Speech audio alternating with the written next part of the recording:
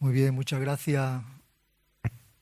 Yo siempre que me toca predicar, siempre digo que es una enorme responsabilidad, un gran privilegio. Y siempre oro al Señor para que me dé las palabras adecuadas para poder transmitir. Ha leído ante una hermana un versículo, han visto mis ojos al Señor. Ojalá que en esta mañana podamos ver a Jesús, aquel que transforma y que da sentido a nuestra vida. En cierta ocasión se encontraba Jesús y dijeron a aquellas personas que dura esta palabra, ¿quién las puede oír? Desde entonces dice que muchos volvieron atrás. Y Jesús les preguntó, ¿queréis también vosotros ir? A mí esa pregunta siempre me hace... Pedro dijo, ¿a quién iremos, Señor? Tú tienes palabras de vida eterna. Tú eres quien ha transformado mi vida. Tú eres quien ha dado el sentido a mi vida. Jesús sigue dando sentido a nuestra vida. Quiero que vayamos al texto. He escogido, Números capítulo 21, era un capítulo muy extenso. Y yo quiero leer los versículos 4 al 9. Pero quiero que nos metamos en los personajes, en la escena, en la historia que narra el libro de Números. Siempre pongo un título a una reflexión bíblica y en esta mañana la he titulado Una mirada de fe. Dice así que el pueblo de Israel, Número 21, versículo 4, leo en la versión de las Américas, partieron del monte de Hor por el camino del Mar Rojo para rodear la tierra de Edom y el pueblo se impacientó por causa del viaje. ¿No nos pasa eso a veces nosotros, que nos impacientamos? Nos desanimamos. Pero fijaros lo que ocurre a continuación. El pueblo habló contra Dios y Moisés. No era la primera vez que el pueblo reaccionaba de esta manera. ¿Por qué no habéis sacado de Egipto para morir en el desierto? Pues no hay comida ni agua. ¿No puede decir que se vea que somos nosotros? Y detestamos este alimento tan miserable. Bueno, pues pongo yo. Venga, pongo yo. No es mi voz, ¿no? Vale. Y el Señor envió serpientes abrasadoras entre el pueblo y mordieron al pueblo y mucha gente de Israel murió. Entonces el pueblo vino a Moisés y dijo, hemos pecado porque hemos hablado contra el Señor y contra ti. Intercede con el Señor para que quite la serpiente de entre nosotros. Y Moisés intercedió por el pueblo y el Señor dijo a Moisés, hazte una serpiente abrasadora y ponla sobre un asta y acontecerá que cuando todo el que sea mordido la mire, vivirá. Y Moisés hizo una serpiente de bronce y la puso sobre el asta y sucedía que cuando una serpiente mordía a alguno y éste miraba a la serpiente de bronce, vivía. Es impresionante el texto, me llamó la atención y lo que quiero compartir estas ideas con vosotros. Es una historia que ocurre en el pueblo de Israel. Tras una victoria, quizás habría optimismo, euforia en el pueblo de Israel, pero al contrario se quejan de la situación, se quejan de la comida que reciben a diario y que el Señor había provisto constantemente cada día. Fijaros que a pesar de haber sido liberados de Egipto con tantos años de esclavitud, ellos anhelan su pasado. Muchos de ellos desconfían en Dios. Fijaros lo que eran esos 40 años de travesía en el desierto. Y siempre estaban quejándose de lo que el Señor les daba. Algunos querían volver otra vez donde habían estado. Un principio importante es la misericordia de Dios, en primer lugar. Porque no merecemos absolutamente nada. Y en segundo lugar, la fe necesaria para la salvación. Veo también dos cosas importantes en este texto. Es la gracia de Dios como un regalo inmerecido. Y además veo que Él ofrece salvación a los rebeldes que no necesitan. Ellos requieren la salvación, aun viviendo de espalda, aun murmurando, aun quejándose. Dios se muestra a ellos. Veo también la importancia de la fe, de la mirada, para ser sanado. Veo el arrepentimiento genuino, la intercesión, la promesa de Dios en cuanto a la fe.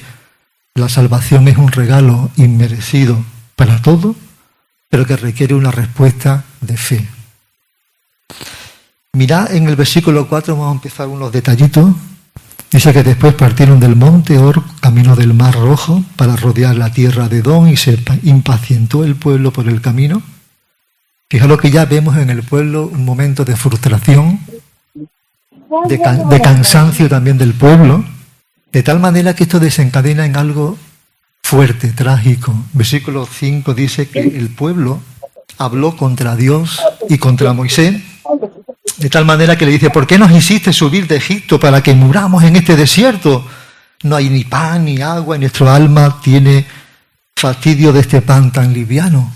Ese pan que el Señor siempre le dio día tras día en su fidelidad. Se quejan, no son agradecidos a lo que el Señor les da. Se habían olvidado de su tiempo de esclavitud en Egipto, de las constantes provisiones del Señor.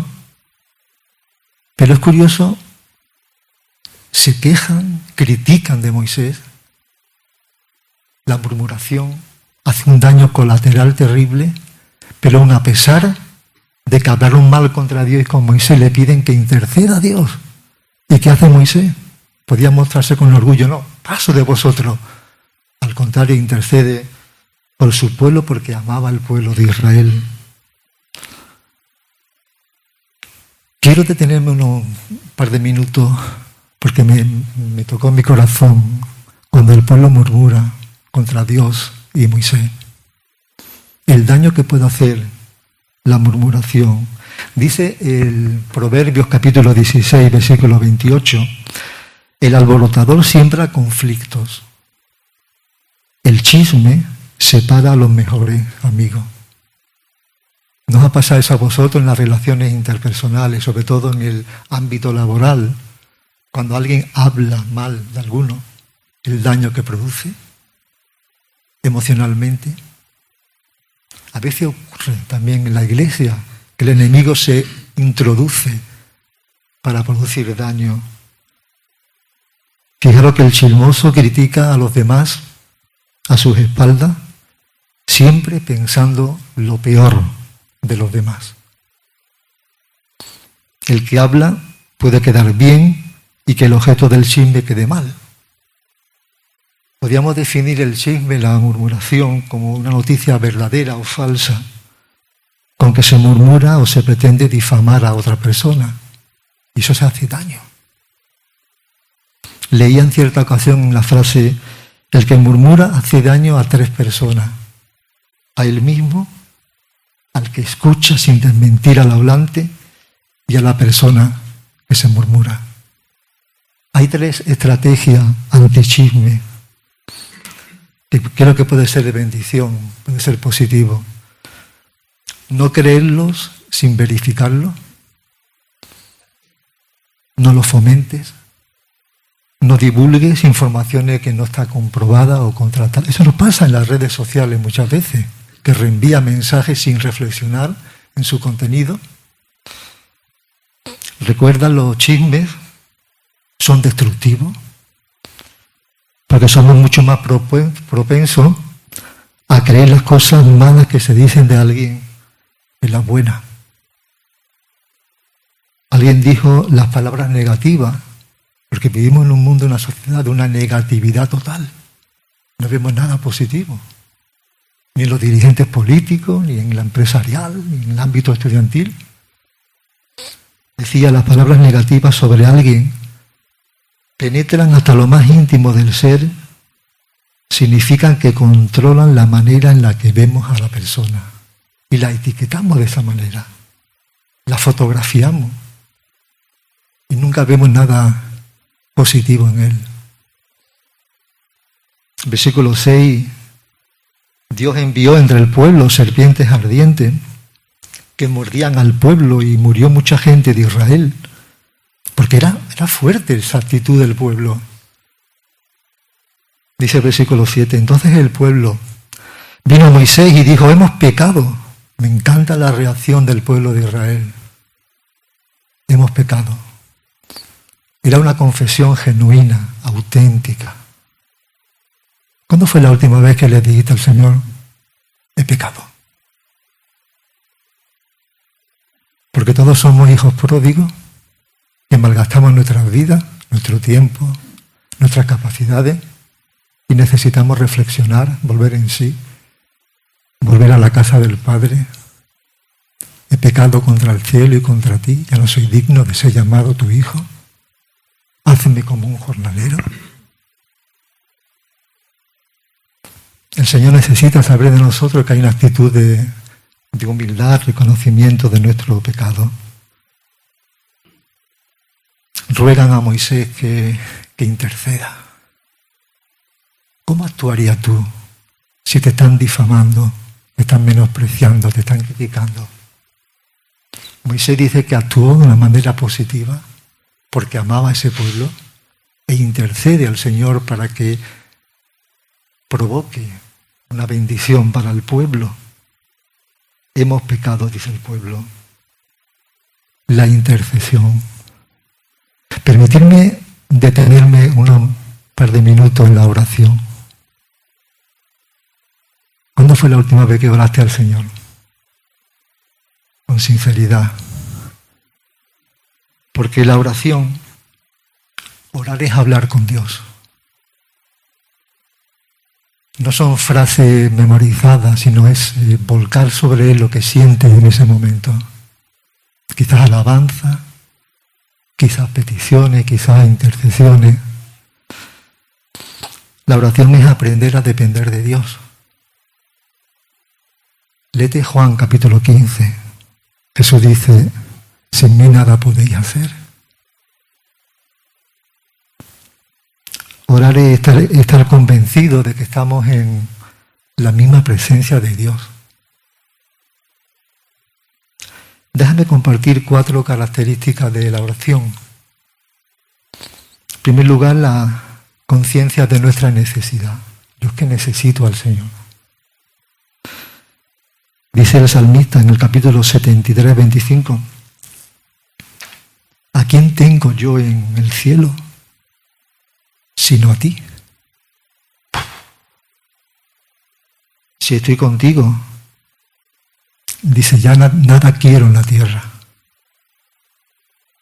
¿Hemos pensado eso es lo más importante del Señor en nuestra vida? Es el motor que me impulsa a vivir. Es cuando mañana me incorporo a la oficina, a la facultad o cojo el camión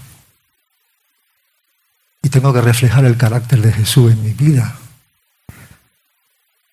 Porque eso solamente lo produce el Espíritu Santo cuando nos dejamos transformar por Él. Y se evidencia en ese fruto que Pablo escribe a los Gálatas, el fruto del Espíritu: amor, gozo, paz, paciencia.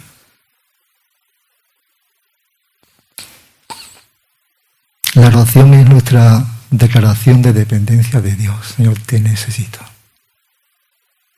Necesito tu poder, tu sabiduría. Necesito que transforme mi vida. No quiero vivir una vida, un estilo de un cristianismo mediocre, que no marca la diferencia donde me encuentre.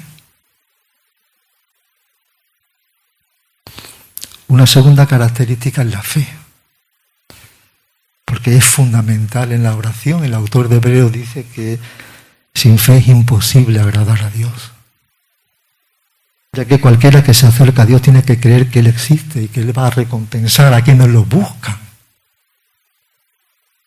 ¿Cómo está tu vida de fe? ¿En qué momento te encuentras tu relación con el Señor? Mi fe es muy pequeña, pero dice el Señor que el que tiene falta de sabiduría, de poder, pídele a Él y le será dada en abundancia. Eso lo promete el Señor para nosotros. Una tercera característica es la sumisión a la soberanía de Dios. ¿Esto qué quiere decir? Que no podemos olvidar que Dios controla todos los acontecimientos, que nada ocurre por casualidad. A veces es cierto que nos desconcierta la globalización, este mundo que está ocurriendo, no entiendo. Pero Dios controla todos los hilos y podemos descansar en Él. la perseverancia, la constancia en la oración, orar durante un tiempo por una petición concreta. Estábamos estudiando la semana pasada el personaje de Abraham y descubrí, no me di cuenta, que tuvo que pasar 25 años para que naciese Isaac, el hijo de la promesa. Fijaros el tiempo ese en Sara, en Abraham, como Dios obra en 25 años. Yo cuando hablo al Señor quiero que me responda de una manera instantánea. Habla de la perseverancia, de la paciencia, de sujetarnos a los tiempos del Señor. Dios nunca se desentiende de nuestras necesidades. Dios nunca defrauda a quienes confían en Él. Dice el salmista: quien en ti pone su esperanza, jamás será avergonzado. Oremos por cosas específicas, constantes. Yo te invito a que en esta semana ores por la persona que tiene a tu derecha o a tu izquierda, para que el Señor bendiga su vida, sus estudios, si está en la facultad, en el instituto, en el trabajo. Que nuestra agenda de oración estén llenas de personas por las cuales orar. Oremos con todo nuestro corazón, con toda nuestra alma, con toda nuestra mente. John Wesley fue un gran hombre de Dios. A mí me encantan mucho las biografías de grandes hombres de Dios porque descubro en ellos cosas que intento aplicar, ¿no?, por mi fuerza. Él decía: la vida de un hombre será tan grande como su vida de oración. A mí me deja impresionado descubrir, y es verdad, ¿no? Ahora, hay algunas condiciones para que nuestras oraciones tengan éxito. Bueno, tienen que estar de acuerdo con la voluntad de Dios, en sintonía con su voluntad. Debemos creer que Dios puede y que quiere también hacerlo. Muchas veces Jesús decía: por vuestra fe. Si tu fe. Hemos de perseverar. Él conoce nuestras necesidades. Uno de los libros primeros que leí cuando me convertí fue la biografía de Jorge Müller. No sé si lo habéis leído alguna vez. Yo os animo a que lo leáis, al menos una vez, cada 5 años. Un hombre que creó varios orfanatos, creo que fue en Bristol, en Inglaterra, y vivió una vida auténtica de fe. Bien, pues pude extraer una frase de él que es muy... deberíamos aplicarlo a nuestro día a día. Él decía: no tengo ninguna preocupación ni ansiedad. Levantas por la mañana, ya tienes el estrés metido en el cuerpo. Y tienes que tener objetivos por venta si eres comercial. Si eres médico, tus pacientes. No tengo ninguna preocupación ni ansiedad. La fe en Dios hace que eche mis cargas sobre Él. En todas las cosas encuentro que Dios es mi ayudador. Y la Biblia nos ratifica que echemos todas nuestras preocupaciones, todas nuestras ansiedades sobre Él, porque dice: Él tiene cuidado de nosotros. Qué descanso, ¿verdad?, nos da el Señor de esa manera. Bueno, los versículos 8 y 9 habla de la provisión de sanidad, y Dios dijo a Moisés: hazte una serpiente ardiente y ponla sobre un asta, y cualquiera que fuere mordido y mirara a ella vivirá. Y Moisés hizo una serpiente de bronce y la puso sobre un asta, y cuando alguna serpiente mordía a alguno, miraba a la serpiente de bronce y vivía. Dios provee la solución. Me encanta la acción de mirar, porque implica un acto de fe, de confianza en la palabra de Dios. Mucha gente habían sido mordidos, pero solamente aquel que miraba con fe iba a ser sanado. Bien, algunos aspectos importantes a destacar rápidamente. La reacción del pueblo de Israel no fue una queja por las incomodidades que estaban soportando en el desierto, sino una falta de fe, una falta de gratitud al Señor. Fijaros que día tras día recibían el maná, comida, todos los días. Empiezan a quejarse. No fueron agradecidos. Dios muestra su justicia al castigar el pecado, pero también la misericordia al proveer sanidad, restauración a las personas. La serpiente nos representa el juicio. Prefiguraba la crucifixión de Jesús, donde el que mira con fe, como dice Pablo en 2 Corintios 5:21, al que fue hecho pecado por nosotros, encuentra la vida. Y cuando en el Evangelio de Juan capítulo 3, versículos 14 al 15, así como Moisés levantó la serpiente de bronce en un poste en el desierto, así deberá ser levantado el Hijo del Hombre, para que todo aquel que en él cree tenga vida eterna. Hermoso mensaje, ¿verdad? El que cree en mí tiene vida eterna, dice Jesús. La sanidad no fue automática. Dependía también de la persona que al mirar a la serpiente de bronce, y este acto requería una fe en Dios y obediencia a Él. Algunos dudarían, mirando a aquella serpiente voy a ser sanado. La importancia de la oración de Moisés intercediendo. Dios quiera que ponga en nosotros ese deseo de interceder los unos por los otros, porque todos tenemos necesidades y Dios quiere suplirla. Otra aplicación es práctica, evitar la murmuración, que muchas veces puede llevarnos a cuestionar a Dios, a dudar de la fidelidad de Dios y daños colaterales que produce en nuestras vidas. El pecado tiene consecuencias.